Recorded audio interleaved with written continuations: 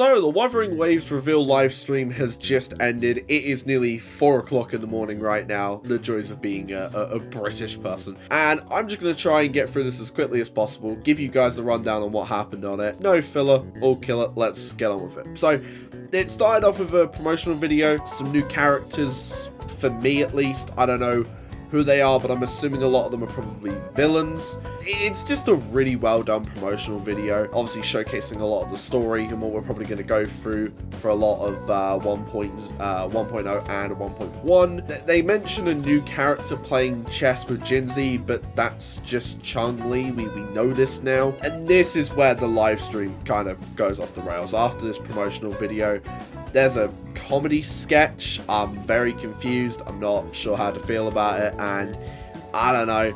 It made me chuckle, but I'm not really sure if it was something that should have been in a reveal live stream. But maybe I'm just somebody who hates comedy. I don't know. Then we had some segments from the voice actors talking about their excitement for the game and what, they're kind of hoping that, hey, people play the game. And I think it's nice to hear the voice actors talking about their enjoyment for the game and their excitement for the game. We then go into the first mini game of the live stream. Yes, there were mini games, and I'm not sure if it was the wisest move to do these, but it is what it is. If you're somebody who hasn't looked at a lot of the betas like myself, I've not really looked at many of them, well, now we know that there are going to be more than 40 echoes in the game, at least on launch. There's probably going to be more as the game progresses. Then there was a promotional video for version 1.0 on itself. The world looks incredible. Jinzhou looks really nice, and I can't wait to explore it all. Ghost Rider is here in the form of one of the bosses. I looked at him and just went, Ghost Rider? I was half expecting Nicolas Cage's voice to just pop out. I don't know.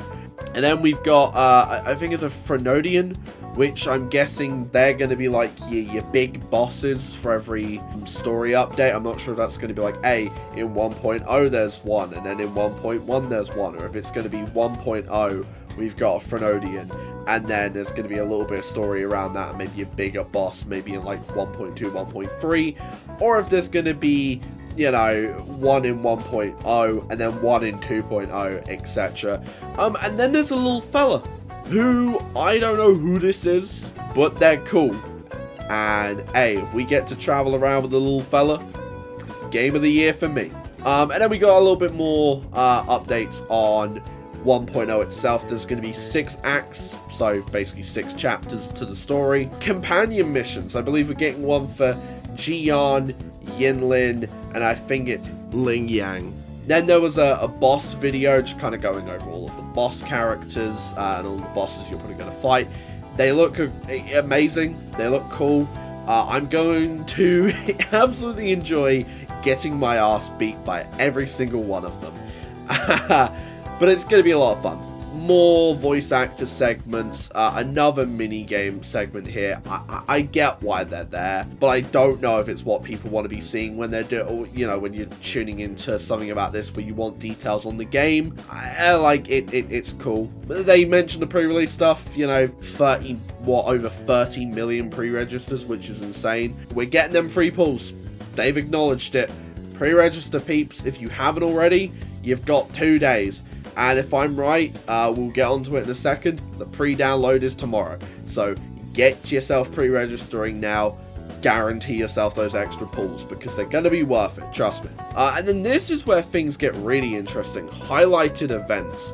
So they mentioned the summon stuff. So we've got, obviously the novice convene. 5-star character selector is there. We're going for Calcharo. We're getting Calcharo. Calcharo will be obtained. Whether that be, if I get him on the novice convene, I don't know what I'm going to do. I don't know who I'm going to be choosing. Maybe if I don't get Verena, we go for Verena. I don't know. There's a 7-day login event. You get Sanhua on day 5, and then you get a bunch of summons on the others. Rumbling Hollows is an event, and you can get Yuan Wu for free. I will be doing this as soon as possible so I can get him.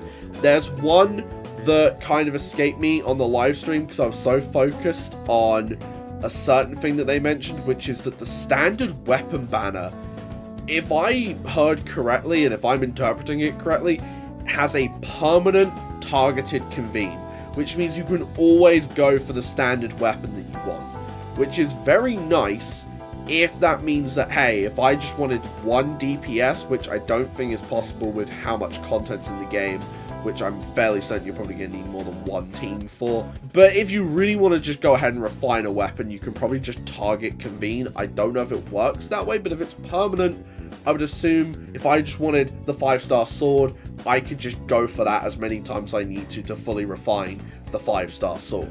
But that's pretty interesting. An event called Alloy Smelt, lots of rewards. They didn't really mention what it was, they just said, hey, there's lots of rewards, just same for Rumbling Hollows. And then the Overdash Club, which is like a parkour mode. I will try this, absolutely, and I will probably expose myself for having no experience, like the banner says, and also no skill. Might have to change the banner on that one. We get another VA segment, lots of bruvs in the voice acting team. You'll love to see it. Shout outs to the Brits. Another mini game. It was like 3:30 AM by the time that this last one came in. I'm tired. I just want the game news. I just feel like it's a bit out of place in a reveal live stream, but maybe that's just me. Maybe I hate fun. I don't know. The Wuthering Bus, that was kind of interesting. They then revealed merch, which is just literal drip marketing. They are literally marketing stuff to you, and they said that there's gonna be more merch. Hey, if Wuthering Waves can bring some new stuff, that's cool too. And then they mentioned that the pre-download starts on the 21st. I'll pop something on screen, which is the time that it starts in, I believe, Pacific time, because they didn't have it in the UK time, but I'm pretty certain I found something out about it. So if I also have that, there's a Twitter post, I think, which, you know, if you're hearing about that, it'll be on here. You can have a little look. It's going to be on the Mac, so shout out to those Mac peeps. There's always a twist at the end, Doctor Who style. We got to hear from, I believe it's Solon, one of the devs, I think like the head dev of Wuthering Waves. And it's so obvious from what they said that the devs are obviously incredibly passionate and dedicated to this game. And I'm just super excited to see what this game is like on the 22nd when I boot it up and play it for the first time. And also we're getting 10 Lustrous and Radiant Tides, so even more summons. The summons are just going to roll in. You are going to get that beginner's convene, that 40 summons to get your 5-star, that first one. You're going to probably end up getting that maybe day 1. If you can play through the game quick enough, you're probably going to get your first 5-star on the first day. And then at the end, the tortoise is dancing. My boy is dancing. Does it do this in the game? I need to know this right now. And if it does, how do I do this? How do I get the tortoise to dance? Because your boy wants the tortoise to be dancing. Overall, again, I'm making this as quick as humanly possible. The game's got a lot of cool stuff coming out for it. You know, my only gripe for these streams, it feels like they added segments just to add segments. And it's definitely something that I feel like needs tweaking for future streams.